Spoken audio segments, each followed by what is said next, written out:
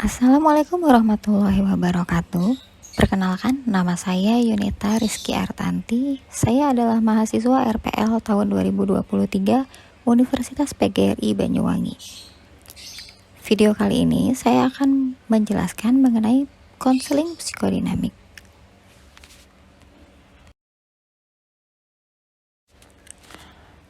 Teori psikodinamika adalah teori atau hakikat yang berusaha menunjukkan perkembangan kepribadian.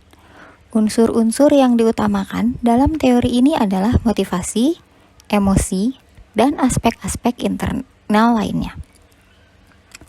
Pelopor psikodinamika yang paling terkenal adalah Sigmund Freud. Sigmund Freud adalah seorang dokter berkebangsaan Vienna yang mengkhususkan diri mempelajari gangguan kejiwaan, terutama gangguan jiwa neurotik atau gangguan jiwa di mana penderita akan memperlihatkan gejala kecemasan yang berlebihan, mudah lelah, insomnia, depresi, kelumpuhan, dan hal lain yang berkaitan dengan konflik dan tekanan jiwa. Teori Freud dikenal dengan teori psikoanalisis, yaitu teori mengenai kepribadian, abnormalitas, dan perawatan penderita. Gagasan utama dari teori psikodinamika adalah bahwa diri manusia itu dimotivasi dan digerakkan oleh alam bawah sadar. Salah satu contohnya adalah bahwa kepribadian dan beberapa gejala psikologis seseorang merupakan hasil dari pengalaman masa kanak-kanaknya. Dia mengamati bahwa pasiennya menunjukkan gejala psikologis tanpa dasar biologis. Namun demikian, pasien ini tidak dapat menghentikan gejala mereka meskipun mereka telah berusaha secara sadar. Freud mengatakan bahwa gejala tidak dapat dicegah dengan kemauan sadar, melainkan mereka harus muncul dari alam bawah sadar. Oleh karena itu, gejala yang timbul akibat ketidaksadaran akan berlawanan dengan keinginan sadar, suatu interaksi yang ia sebut psikodinamika.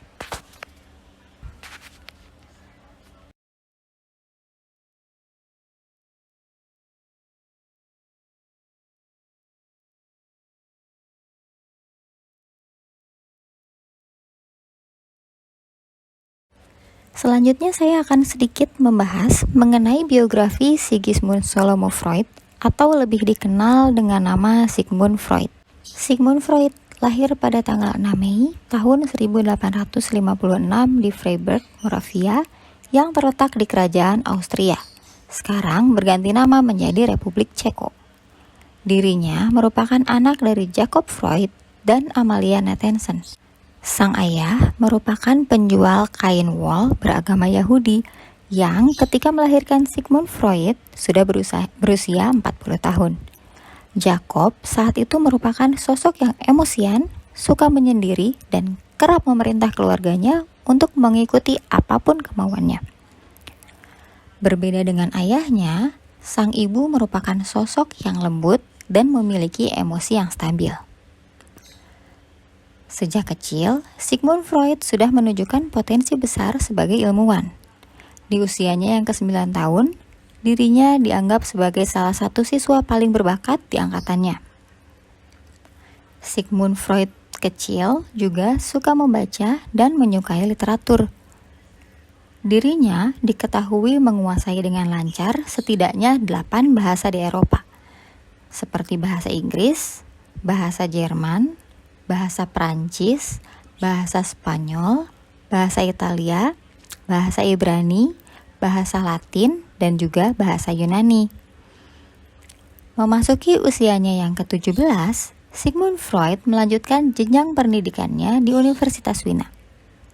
Mulanya, Sigmund Freud ingin memasuki fakultas hukum dan mempelajari ilmu hukum.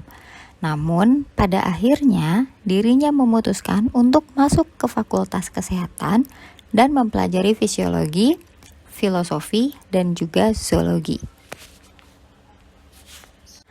Hal yang memantik perhatian Sigmund Freud terhadap ilmu psikologi bermula ketika dirinya mempelajari otak manusia dan makhluk hidup lainnya. Setelah sempat harus mengikuti wajib militer pada tahun 1879, Sigmund Freud lulus dari universitas pada tahun 1881 dengan gelar Doctor of Medicine. Setelah lulus, Sigmund Freud memulai karirnya sebagai peneliti anatomi tengkorak manusia di Rumah Sakit Umum Wina. Penelitiannya membuahkan hasil, dan Sigmund Freud berhasil mempublikasikan hasil temuannya tersebut dan melanjutkan penelitian lain di rumah sakit tersebut. Tahun 1886, Sigmund Freud memutuskan keluar dari rumah sakit, dan di tahun yang sama dirinya menikahi wanita asal Jerman bernama Martha Bernays. Mereka kemudian tinggal di sebuah apartemen di daerah Innerstadt, Wina, Austria. Sempat ada rumor yang dibuat oleh tokoh psikolog lain, yaitu Carl Jung, bahwa Sigmund Freud sempat berselingkuh dengan kakak Martha, yaitu Minna Bernays.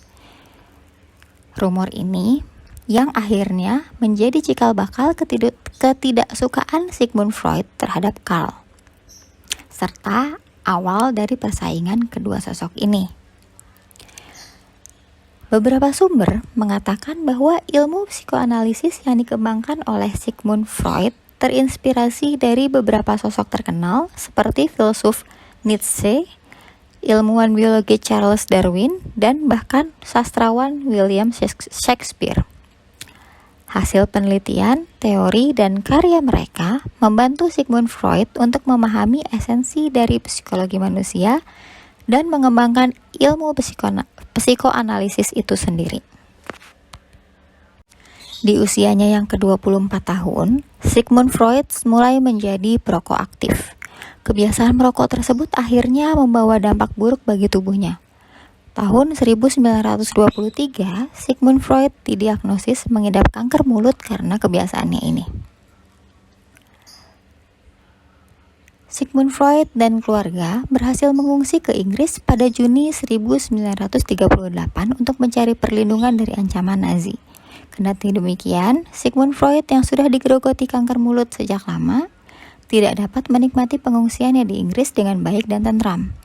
Kanker mulut tersebut perlahan semakin memburuk dan akhirnya memasuki kanker stadium 4. Meskipun demikian, Sigmund Freud tetap menjalankan kesehariannya dengan normal, kendati tidak berada dalam kondisi yang prima. Dirinya tetap melakukan penelitian dalam skala kecil, mengobati pasien yang memiliki masalah psikologis, serta membaca literatur atau karya ilmiah buatan ilmuwan lain. Pada akhirnya, Sigmund Freud meninggal pada tanggal 23 September tahun 1939 sekitar pukul 3 pagi. Kemudian jasadnya dikremasi 3 hari setelah pengumuman kematiannya ke publik.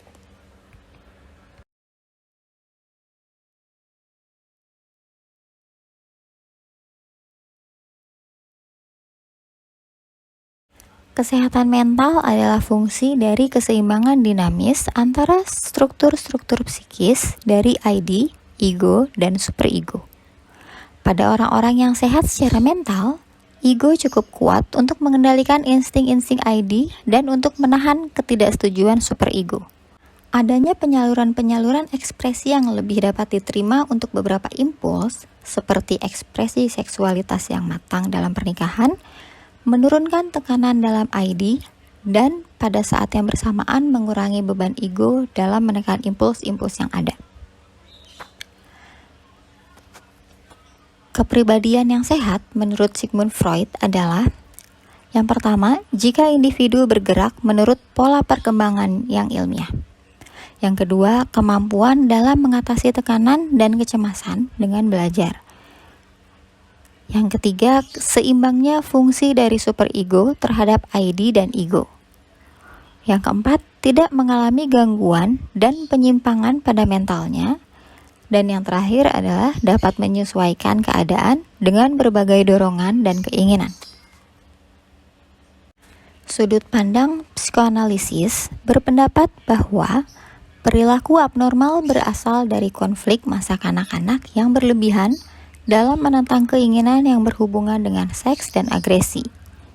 Menurut Freud, Anak-anak melalui serangkaian tahapan ketika impuls seks dan agresi menampilkan berbagai bentuk serta menciptakan konflik yang membutuhkan pemecahan. Jika konflik masa kanak-kanak ini tidak berhasil diselesaikan, maka konflik tersebut tetap tidak akan terselesaikan dalam ketidaksadaran yang pada akhirnya menimbulkan perilaku abnormal selama masa dewasa.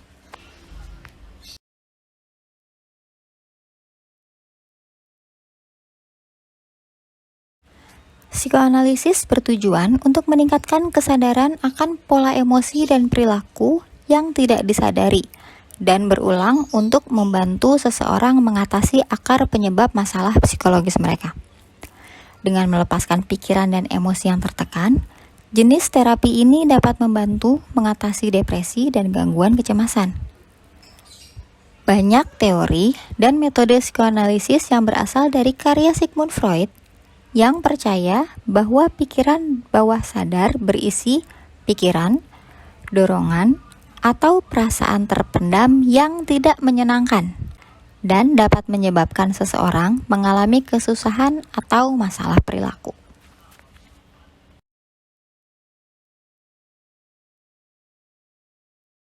Sedangkan peran konselor pada psikoanalisis klasik adalah konselor membangun hubungan kerjasama dengan konseli dan kemudian melakukan serangkaian kegiatan, mendengarkan dan menafsirkan. Konselor juga memberikan perhatian kepada resistensi konseli untuk mempercepat proses penyadaran hal-hal yang tersimpan dalam ketidaksadaran. Sementara konseli berbicara, konselor berperan mendengarkan dan kemudian memberikan tafsiran-tafsiran terhadap informasi konseli. Konselor juga harus peka terhadap isyarat-isyarat nonverbal dari konseli. Salah satu fungsi utama konselor adalah mengajarkan proses arti proses kepada konseli agar mendapatkan pemahaman terhadap masalahnya sendiri, mengalami peningkatan kesadaran atas cara-cara berubah, sehingga konseli mampu mendapatkan kendali yang lebih rasional atas hidupnya sendiri.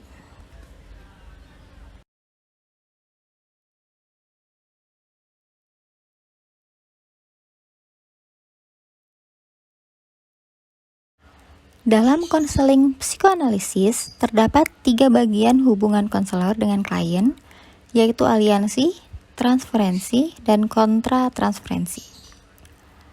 Aliansi yaitu sikap klien kepada konselor yang relatif rasional, realistik, dan tidak neurosis. Ini merupakan prakondisi untuk terwujudnya keberhasilan konseling. Selanjutnya adalah transferensi. Transferensi meliputi 1. Pengalihan segenap pengalaman klien di masa lalunya terhadap orang-orang yang menguasainya, yang ditunjukkan kepada konselor. Kemudian juga merupakan bagian hubungan yang sangat penting untuk dianalisis. Yang selanjutnya membantu klien untuk mencapai pemahaman tentang bagaimana dirinya telah salah dalam menerima, menginterpretasikan, dan merespon pengalamannya pada saat ini dalam kaitannya dengan masa lalunya.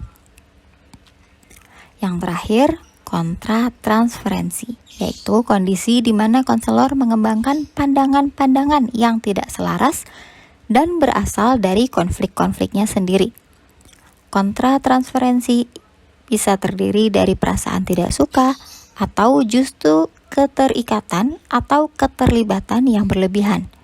Kondisi ini dapat menghambat kemajuan proses konseling karena konselor akan lebih terfokus pada masalahnya sendiri. Konselor harus menyadari perasaannya terhadap klien dan mencegah pengaruhnya yang bisa merusak. Konselor diharapkan untuk bersifat relatif objektif dalam menerima kemarahan, cinta, bujukan, kritik, dan emosi-emosi kuat lainnya dari konseli. Ada beberapa teknik yang dapat digunakan dalam konseling pendekatan psikoanalisis Sigmund Freud. Yang pertama adalah asosiasi bebas. Teknik pokok dalam terapi psikoanalisis klasik adalah asosiasi bebas.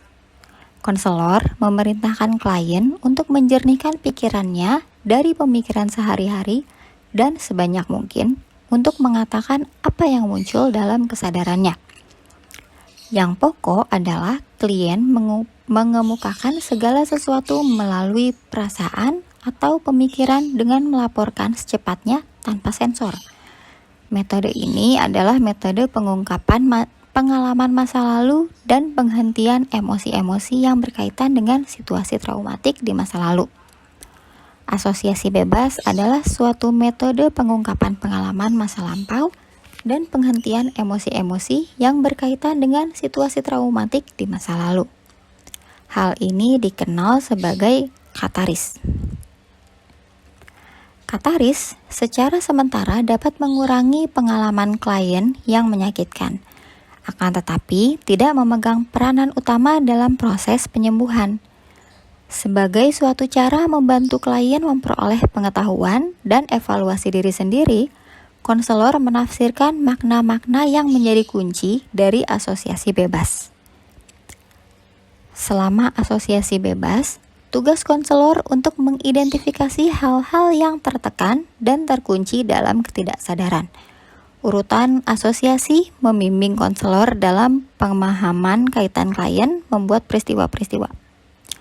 Konselor menafsirkan materi kepada klien, membimbing ke arah peningkatan tilikan ke dalam dinamika dirinya yang tidak disadari.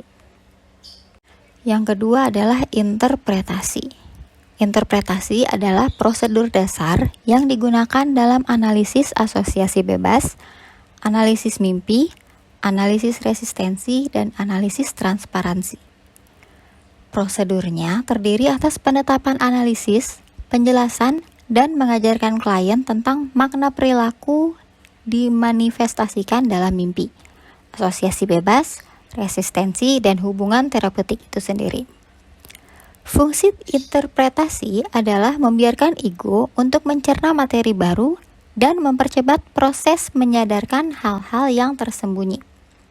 Interpretasi mengarahkan tilikan dan hal-hal yang tidak disadari klien. Hal yang penting adalah bahwa interpretasi harus dilakukan pada waktu-waktu yang tepat, karena kalau tidak, klien dapat menolaknya. Ada 3 hal yang harus diperhatikan dalam interpretasi sebagai teknik terapi. Pertama, interpretasi hendaknya disajikan pada saat gejala yang diinterpretasikan berhubungan erat dengan hal-hal yang disadari klien. 2, interpretasi hendaknya selalu dimulai dari permulaan dan baru menuju ke hal-hal yang dalam yang dapat dialami oleh situasi emosional klien. Sedangkan yang ketiga, menetapkan resistensi atau pertahanan sebelum menginterpretasikan emosi atau konflik. Selanjutnya adalah analisis mimpi. Analisis mimpi merupakan prosedur yang penting untuk membuka hal-hal yang tidak disadari dan membantu klien untuk memperoleh tilikan kepada masalah-masalah yang belum terpecahkan. Selama tidur, pertahanan menjadi lebih lemah dan perasaan-perasaan yang tertekan muncul ke permukaan. Freud melihat bahwa mimpi sebagai royal road to the unconscious, di mana di dalam mimpi semua keinginan, kebutuhan, dan ketakutan yang tidak disadari diekspresikan. Beberapa motivasi yang tidak diterima oleh orang lain dinyatakan dalam simbolik daripada secara terbuka dan langsung. Selanjutnya, resistensi. Freud memandang resistensi sebagai suatu dinamika yang tidak disadari yang mendorong seseorang untuk mempertahankan terhadap kecemasan. Interpretasi konselor terhadap resistensi ditunjukkan kepada bantuan klien untuk menyadari alasan timbulnya resistensi. Yang terakhir adalah transferensi. Transferensi atau pemindahan muncul dengan sendirinya dalam proses terapeutik. Pada saat di mana kegiatan-kegiatan klien masa lalu yang tidak terselesaikan dengan orang lain menyebabkan dia mengubah masa kini dan mereaksi kepada analisis sebagai yang dia lakukan kepada ibunya atau ayahnya atau siapapun. Kelebihan dari penggunaan pendekatan psikoanalisis adalah penggunaan terapi wicara. Kehidupan mental individu menjadi bisa dipahami dan dapat memahami sifat manusia untuk meredakan penderitaan manusia. Kemudian pendekatan ini juga dapat mengatasi kecemasan melalui analisis atas mimpi-mimpi, resistensi-resistensi, dan transferensi-transferensi. Dan pendekatan ini juga memberikan kepada konselor suatu kerangka konseptual untuk melihat tingkah laku, serta untuk memahami sumber-sumber dan fungsi simptomatologi. Namun tidak dapat dipungkiri bahwa pendekatan ini juga memiliki beberapa kelemahan. Di antaranya yaitu pandangan yang terlalu deterministik, dinilai terlalu merendahkan martabat kemanusiaan. Kemudian terlalu banyak menekankan kepada masa kanak-kanak dan menganggap kehidupan seolah-olah ditentukan oleh masa lalu. Hal ini akhirnya memberikan gambaran seolah-olah tanggung jawab individu itu berkurang. Dan yang terakhir adalah cenderung meminimalkan rasionalitas.